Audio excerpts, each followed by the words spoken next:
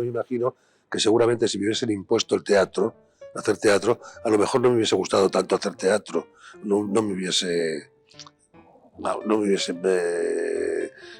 enganchado como me ha enganchado, pero el teatro me gustaba mucho y no podía vivir sin él.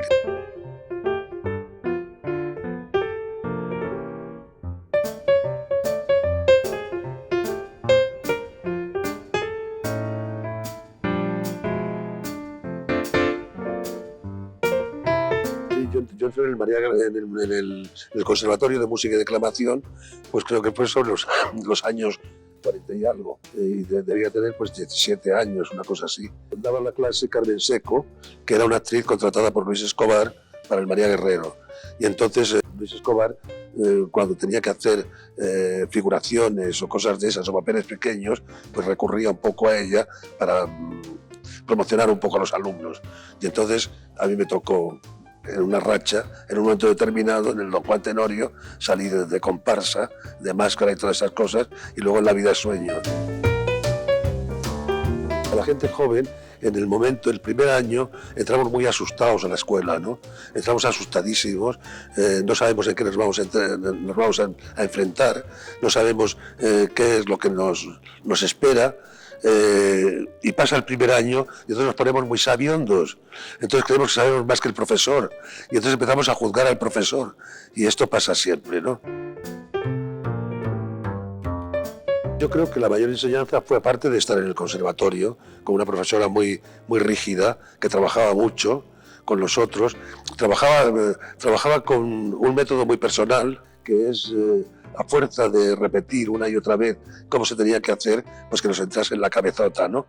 Pero era un método absolutamente fuera de todo lo que se está haciendo ahora, que hay 80.000 métodos, 80.000 formas de que la gente vaya, se enfrente con su profesión, ¿no? Pero yo creo que es lo mismo. Tanto un método como otro te va educando para llegar a unos resultados determinados, ¿no? Y entonces, en una escuela no se hacen genios, no se enseña al actor a ser genio, se le enseña a que se enfrente con su trabajo, que sepa hacer un análisis de texto, que sepa enfrentarse con un personaje, qué es lo que el personaje le pide al actor y qué es lo que el actor le pide al personaje, ¿no? Los actores son espléndidos, los actores hacen algo que no se hace en ninguna otra profesión, que es dar tu sangre, tus emociones y tu vida al servicio de unos personajes para que vivan unos personajes determinados.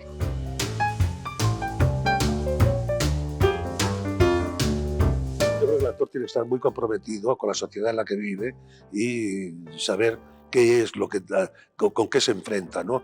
El actor, pues, todo teatro es político. No es una política de partido como puede ser Bertolt Brecht, ¿no?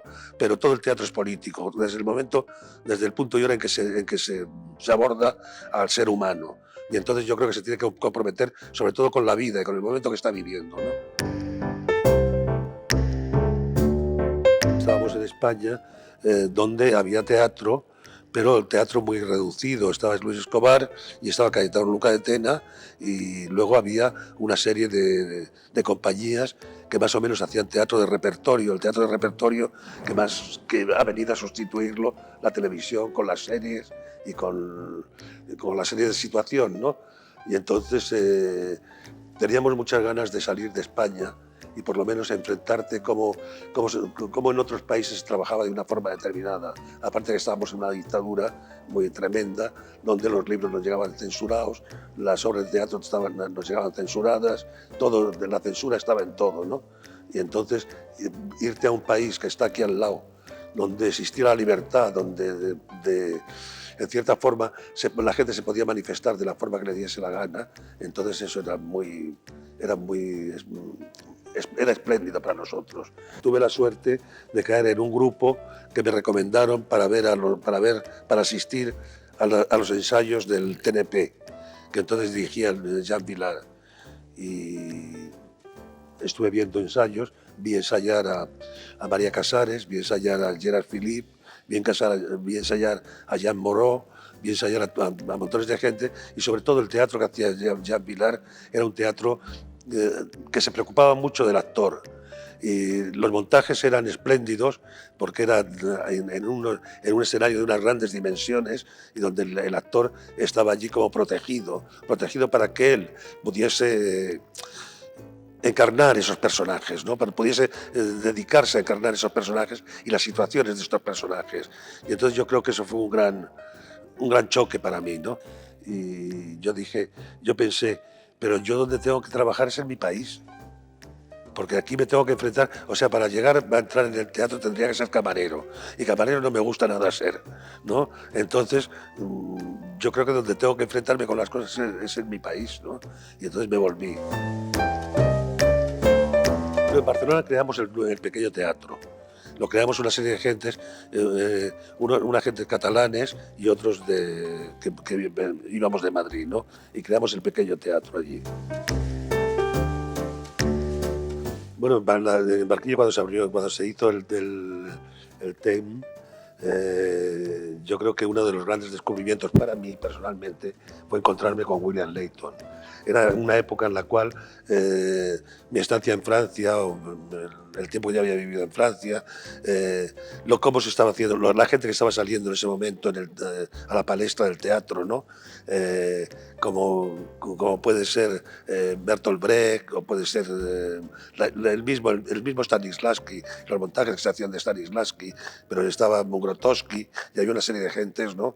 Que todos implantaban un poco su método, pero este método siempre partía de una base, de un punto fundamental, que es Stanislavski. O sea, para Bertolt Brecht, contar un personaje hay que contarlo con la misma sabiduría y con la misma minuciosidad que, por ejemplo, Stanislavski imponía para los actores para encarnar cualquier tipo de personaje. Aunque el personaje, la diferencia que existe entre Stanislavski y Brecht es que en Stanislavski el actor tiene que vivir, tiene que hacer creíble la vida, y en Bertolt Brecht tiene que contar la vida. Y claro, me encontré con Layton y él me enseñó pues, lo simple y lo dificultoso de lo que es un método, que era el método de Stanislavski, pero a la forma americana, ¿no? Llevado a Estados Unidos por Michael Chekhov, que era un sobrino de Chekhov, y con todo este grupo de intelectuales americanos que durante la Revolución estuvieron en Rusia y que vinieron encantados con la forma en que se preparaban los actores. Bueno, en este momento, cuando se abrió el TEM, pues estaban mucha gente, estaba José Carlos Plaza, estaba Paco Vidal, había mucha gente que en estos momentos o se está dedicando a la dirección o están en un cargo importante en el teatro, ¿no? Y luego se incorporó Ana Belén, se incorporó María José Alfonso, y pasaron por el Barquillo, pasaron casi toda la gente que está en el teatro en este momento. Yo creo que el TEM lo que servía era para ejercitarse, para que se le planteasen nuevos problemas en el teatro, ¿no?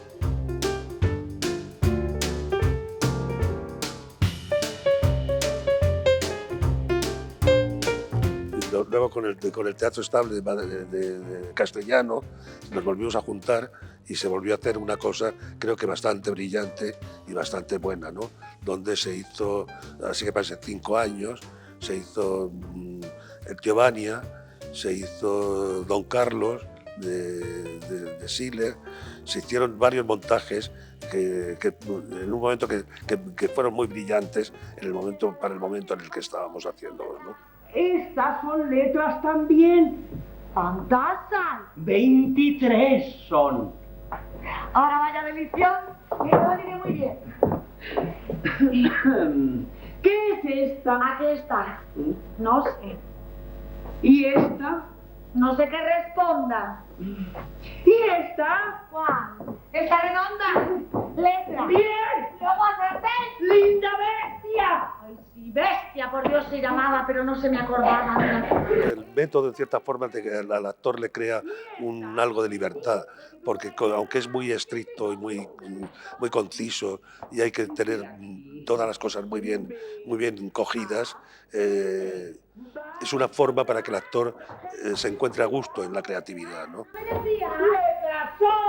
¡Míralas bien! Es una forma de vida. Es una forma de vida porque en el teatro, lógicamente no se hace la revolución, pero sí colabora que se haga la revolución para muchas cosas, o ha colaborado, ¿no? Entonces, en el teatro es enseñar al hombre a pensar. Yo creo que esto es lo que enseña el método, a que el espectador sepa analizar cualquier método, porque allá, por ejemplo, Bertolt Brecht y toda esta gente han sido muy importantes en el teatro, sobre el teatro de masas, el teatro popular. Y yo creo que es muy importante que los métodos enseñen al hombre a pensar y a luchar con las dificultades que el destino le pone a su paso, ¿no?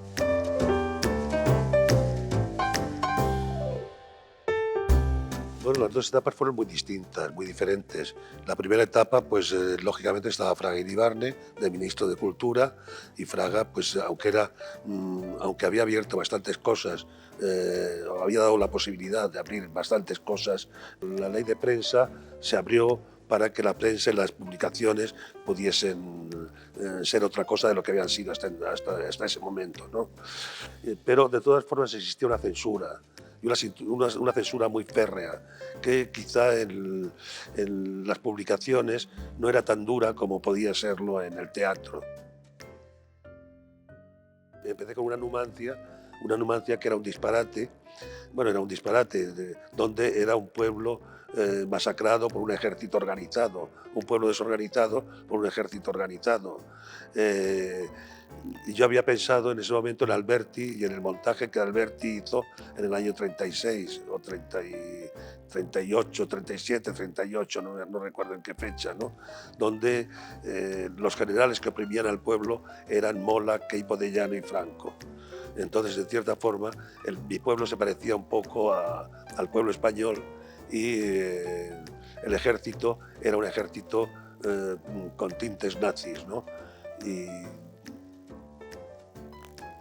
quizá eso les puso un poco en guardia, les hizo agudizar las orejas, ¿no? Para ver qué es lo que pasaba. Aparte cuando una cosa nos preocupa, a veces nuestro sentido del humor nos hace parece que nos quiere despreocupar, ¿no? Y claro, los nazis había que disfrazarlos un poco, y Fraga Iribarne dijo, eso no son nazis, esos son bomberos. Yo creo que en todo montaje hay una transgresión. O sea, todo ser humano que está en una obra de teatro es un hombre o que ha roto con su estatus, o una persona que no está de acuerdo, una persona que quiere conseguir algo importante, o una persona que desea que las cosas sean de una forma determinada. Entonces yo creo que ahí está siempre la transgresión. O sea, estamos viviendo en una sociedad que siempre es opresora, que siempre nos oprime. Y yo creo que en el teatro los personajes están dentro de esa sociedad, dentro de ese momento, incluso los personajes de teatro clásico, porque es muy extraño que las modas cambien, que cambie la forma de vestirse, que cambie la forma de pensar en muchos aspectos, pero que el hombre sea siempre lo mismo, ¿no? Que el hombre siempre sea un personaje descontento con lo que le rodea, ¿no? Entonces yo creo que siempre se disfruta en cualquier tipo de montaje, ¿no? Claro que sí. Trabajan mucho y se les paga poco. Y como soy yo quien lleva la casa, tengo que hacer lo posible para que no se vayan. Además, quería agradecer a Kathleen que me haya acompañado al pueblo y que fuera a recoger mi medicina a la farmacia. Pero mamá, ¿cómo te fías de ella? ¿Es que quieres que todo el mundo lo sepa? ¿Pero qué van a saber? ¿Que tengo reuma en las manos? Yo no sé por qué iba a avergonzarme de eso. Además, yo no sabía lo que era el reuma hasta que naciste tú.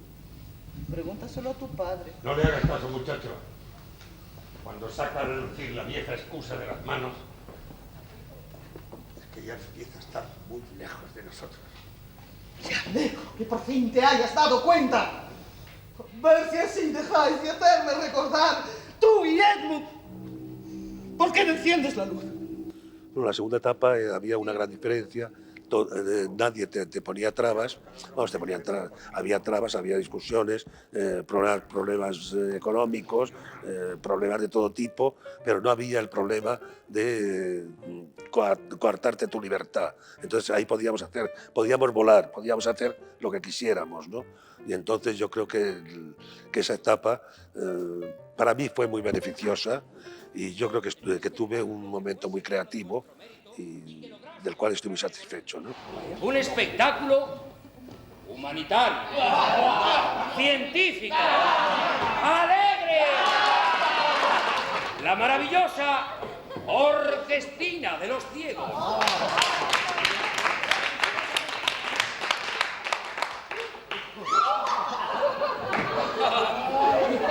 Los grandes maestros han tenido teatros en unas etapas muy largas.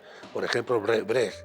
Pues Brecht desde el año 30 y tantos hasta los años 50, pues ha tenido un teatro para él.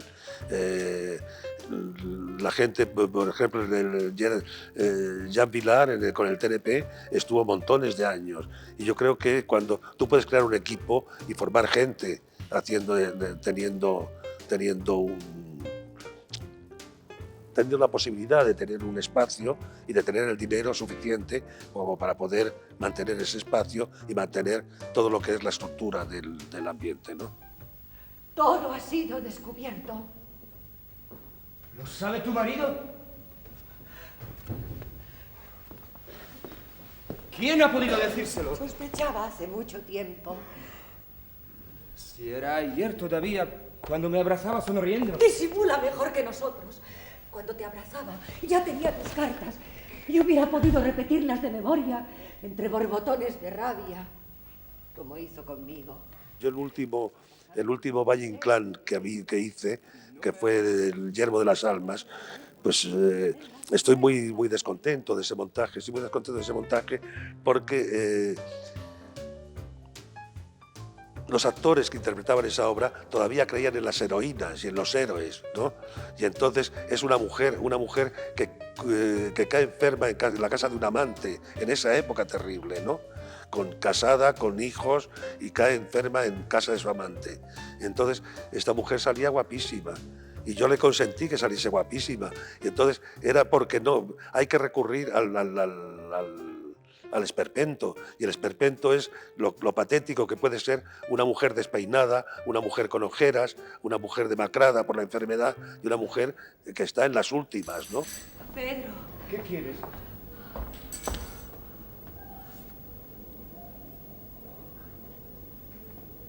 No estés triste. No. Pobre amor mío. Cuánto siento dejarte. Nunca has dicho todo lo que necesitabas decir, ¿no? En un montaje. Entonces, en un montaje se ha conseguido unos resultados, pero no se ha llegado a una perfección. Y no es que la perfección esté en volver a repetir un montaje, sino que cosas que no se te ocurrieron y que se te han ocurrido después, es necesario hacer. No tiene nada que ver un montaje con otro, pero todo tiene que ver, ¿no? Ha sido un viaje muy frío. Ha nevado mucho estos últimos años. Perdonen, pero de subir la escalera, estoy agitado. Y luego en la calle he golpeado a unos niños que estaban matando a un gato a pedradas. Una mano fría, una mano de cera cortada. ¡Te va a oír! Y una mirada antigua. Una mirada que se quiebra. Como el ala de una mariposa, sí. No puedo estar sentado, prefiero charlar. De pronto, mientras subía la escalera, vinieron a mi memoria todas las canciones que había olvidado. Y las quería cantar todas a la vez. Las trenzas. Yo nunca tuve trenzas. Sería la luz de la vida. hacer un traje para teatro es la cosa más complicada que existe. O sea, no es que todo el traje te pueda valer, es que tiene que valer ese traje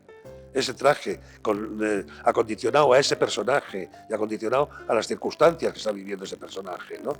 Y entonces yo lo necesitaba para mi carrera, necesitaba coger el lápiz y que una de las cosas que me inspiraban también es crear el personaje sobre un papel y con un lápiz, ¿no?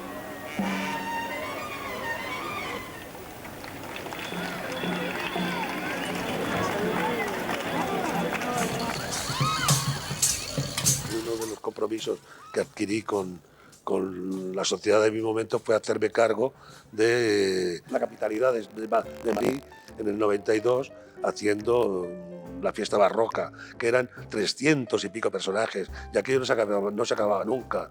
Aunque tenía dos o tres ayudantes, aquello no se acababa nunca. Era dibujar, dibújame, hazme un trazo, hazme un... No, era horroroso. ¡Mientes, berenjena en escabeche!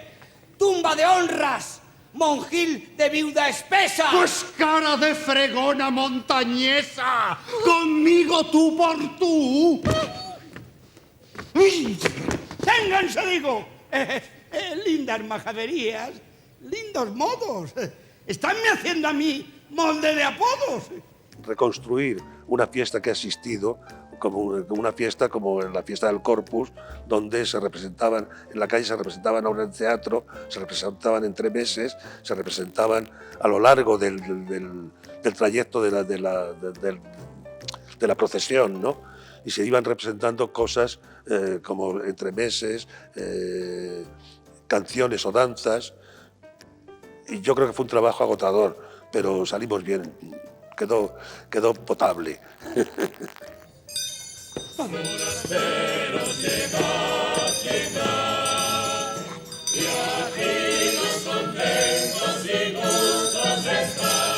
La valoración del espacio de un decorado hecho por un arquitecto es muy distinto a la visión pictórica del espacio. La visión pictórica yo creo que es plana y el arquitecto te da varias perspectivas aparte de entenderte como me entendí yo con Andrea Odorico y como me entiendo con Andrea Odorico, es encontrar una especie del resorte que a mí me falta, ¿no? en la plástica, en la forma plástica de hacer las cosas. Yo tengo absoluta confianza en lo que va a hacer Andrea. Confío en su buen gusto, confío en su osadía, en la osadía que él tiene para hacer una serie de cosas. Es como, por ejemplo, yo tengo a otro colaborador que es Juan Gómez Cornejo. Juan Gómez Cornejo es el iluminador. Entonces, yo tengo plena confianza en él, tengo plena confianza en Andrea. Entonces yo sé que lo que me plantee me va a servir y sé que lo que me plantee Juan me va a servir. Y entonces es una maravilla porque de pronto no tienes que andar tú poniendo la luz como pasaba en otros momentos, ¿no? Que eras tú mismo quien tenías que poner la luz y que tenías que decir la luz como la querías. Ahora hay una persona que basta que nos miremos para que sepa que algo tiene que corregir, ¿no? Hay mucha gente impositiva, ¿no? Que impone. No es mi caso y creo y me gustaría que si en algún momento soy impositivo que me lo dijeran, ¿no? Pero no imponer, dejar que la gente cree libremente alrededor tuyo es muy importante.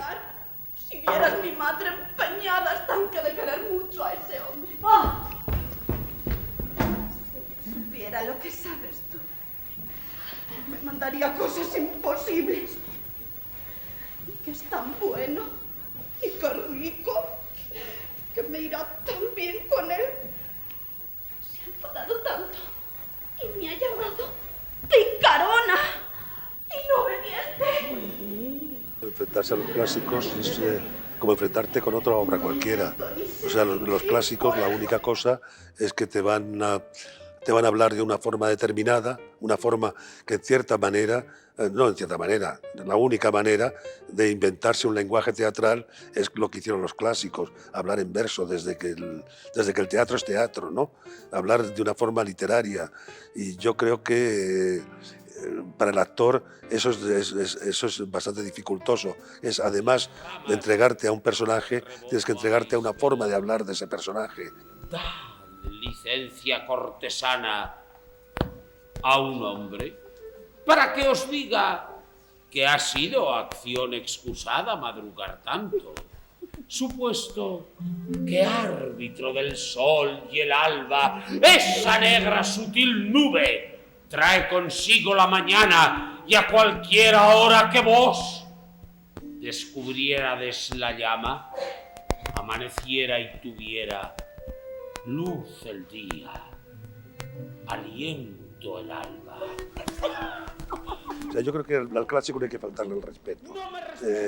Tú puedes hacer una versión sobre una cosa. Ahora, si haces tal cosa firmada por tal señor, tienes que acercar al público de hoy la historia que este señor quería contar y darle la esencia del momento en que la quería contar, y también que el espectador sepa qué trabas o qué tabús tenía el personaje de esta época comparado con la época en la cual se está haciendo la obra, ¿no?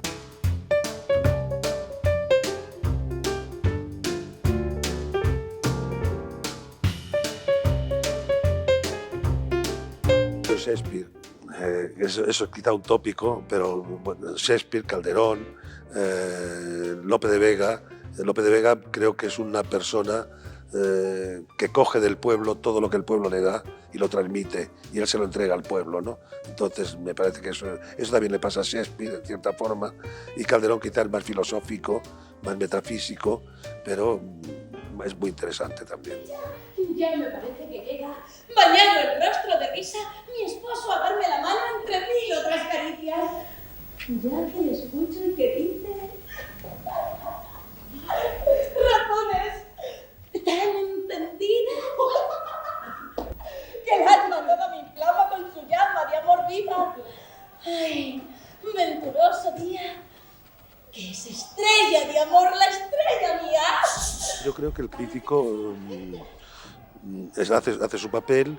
El crítico no se preocupa de cómo estamos trabajando, no le interesa cuál es lo que se está buscando, lo que se está haciendo. Tiene una gran desconexión con el mundo del teatro, ¿no? Y lo único que la asiste como un dios y señor a los estrenos. Entonces se sienta en su butaca y entonces se permite el lujo de criticar. Entonces, lógicamente, yo no estoy de acuerdo. Yo creo que yo sé criticarme a mí mismo. Y entonces hay muy pocos críticos que vayan a disfrutar con el trabajo y luego sepan hacer esa crónica de lo que ha sido, en definitiva, esa representación o ese estreno. Pues que no fiáis de mí quien sois. Solamente os pido que eso no digáis, que ha sido imposible de contar. Si queréis venirme a hablar, con condición ha de ser, que no lo habéis de saber ni lo habéis de preguntar. Porque para con vos hoy, un enigma a ser me ofrezco, que ni soy lo que parezco, ni parezco lo que soy. Esta profesión ha evolucionado de la forma que tenía que evolucionar. La gente joven viene más preparada, que estaban preparados ellos, porque ellos se han hecho en el teatro y haciendo teatro, y han llegado a unos resultados muy importantes, los grandes divos, los grandes señores de la escena, como tú los llamas. Entonces, los grandes señores de la escena han llegado a resultados muy importantes, pero partiendo de sus defectos y de sus habilidades. Yo creo que la gente joven ahora es una gente que va mucho más estudiada, con las cosas mucho más estudiadas, más preparadas, y queriendo dar al público otra visión que no es la de antes, ¿no? Mira, este mensaje es para decirte que he estado pensando en lo nuestro y quiero que lo dejemos. Yo a ella no la voy a dejar. No podré. Además, mira, Sonia, yo no... Oye, mira, que yo... Bueno, que no te quiero. Ya está, se acabó. Que hay gente que yo les he influido en cierta forma. Hay mucha gente joven que ha descubierto el teatro gracias a mí. Entonces eso me satisface muchísimo que haya pasado, ¿no? Yo creo que un divo es también es un ser muy ingenuo, ¿no? Es un ser muy ingenuo que cree que rodeándose de esa capa de divismo se defiende mejor de las cosas. Y yo no creo que en el teatro haya que defenderse de nada. O en un trabajo que haces a gusto y que hay una serie de gente que están a gusto en esa profesión, no te tienes que defender de nada. Estamos todos a la misma lucha, ¿no? A la misma guerra. Señor, yo adoro a Fenisa. Y ella, como ves, me paga. Cuanto contigo trató son enredos que buscaba para casarse conmigo. Los que presentes se hallan. Aunque mis contrarios sean, juzguen, señor, nuestra causa.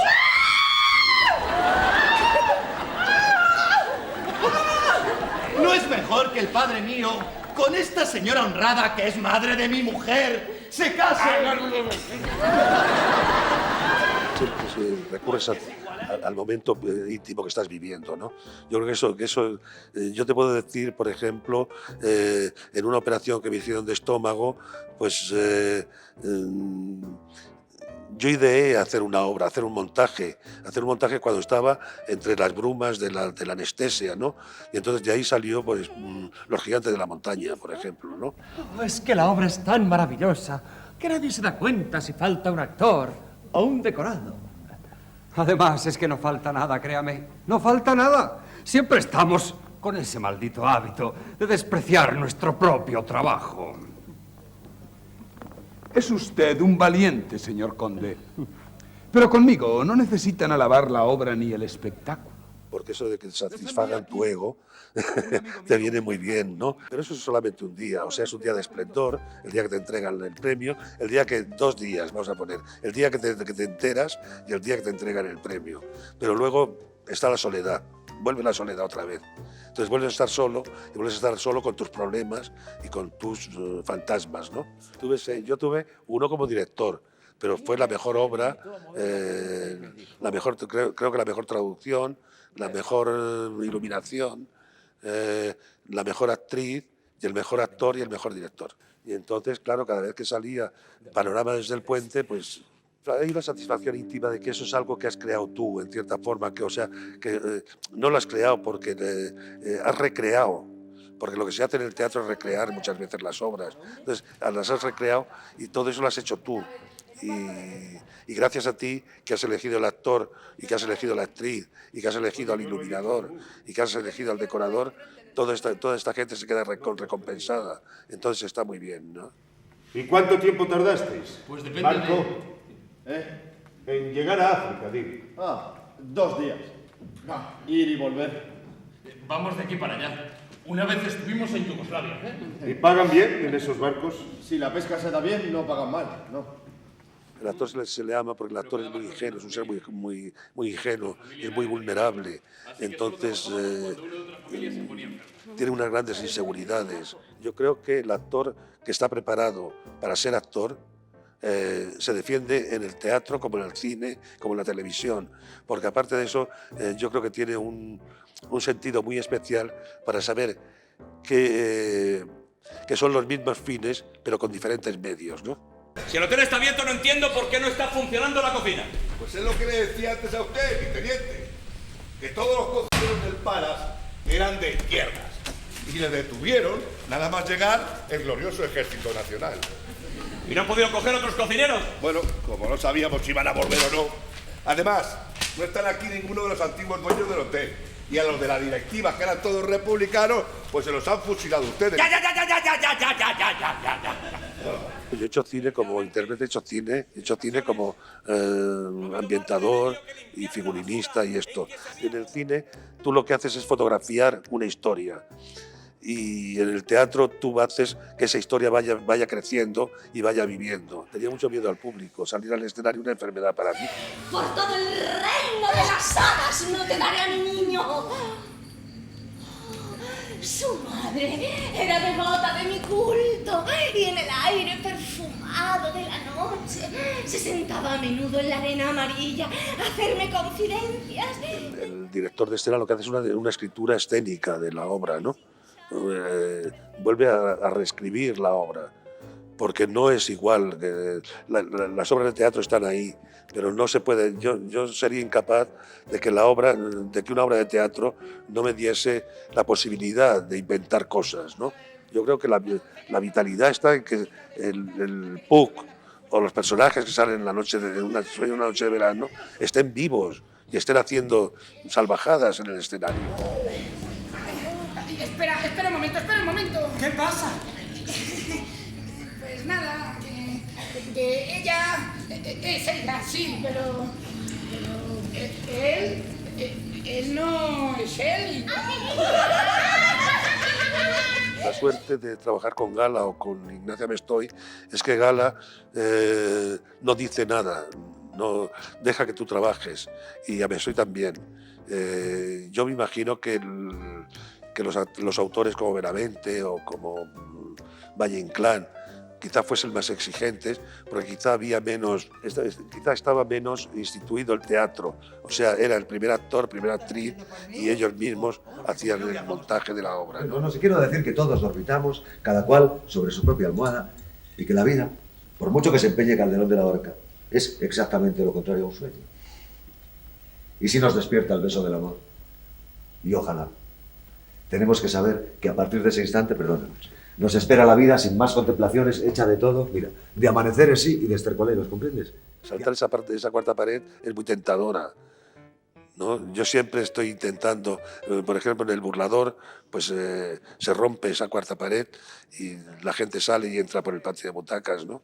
El público le gusta que le hagan cómplice de las cosas, ¿no? Y entonces yo creo que lo acepta muy bien.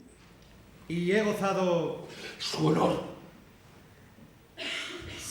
Yo no quiero ir a ser asiduo a las representaciones que yo he montado, porque entonces me doy cuenta de los disparates que he hecho, ¿no? O de los defectos que he hecho, que he cometido. Y entonces me gusta más ir a otra cosa. Y además a los actores los perturbo mucho yendo a ver una representación. ¿Falta alguien? Sí, falta la primera actriz. Como siempre. Ya llevamos 10 minutos de retraso. Por favor, ponla en tablilla. Así aprenderá a llegar puntual a los ensayos. No. Por favor, un momento, que ya he llegado. Aquí estoy aquí. Normalmente tú haces una obra porque te ha impresionado en una primera lectura, ¿no? En una primera lectura te ha impresionado, no porque la hayas estudiado. Entonces dices, ¿por qué me ha impresionado a mí esta obra? Y entonces empiezas a maquinar, empiezas a imaginar. Entonces imaginas el lugar, imaginas los personajes, imaginas los actores, imaginas los trajes, imaginas montones de cosas, incluso la luz, ¿no? ¿Tú crees que esta nariz me va? ¡Está preciosa! Ay, yo no sé si me convence. Pero ¿cómo no te va a convencer con lo que te han cobrado? No, si la nariz es bonita, pero yo no sé si le va a mi cara. Ahora me veo lo demás peor. Yo ahora mismo he estado haciendo un curso en Sevilla, un curso con el CAT, y les he impuesto revisar un poco el teatro de los años 30 americano. Y entonces se me han descubierto muchas obras también a mí.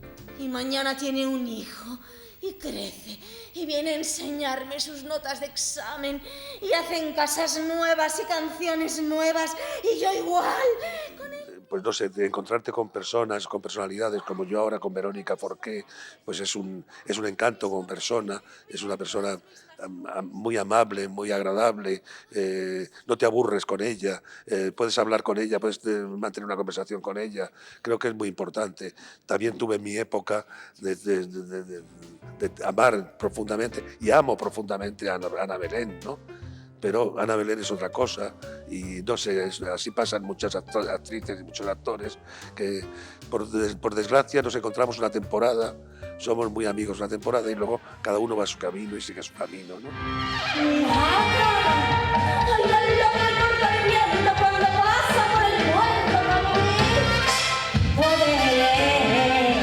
No me gusta volver hacia atrás, ¿no? Lo que se ha hecho, se ha hecho. Lo que importa es en este momento y lo que puedes hacer todavía, ¿no?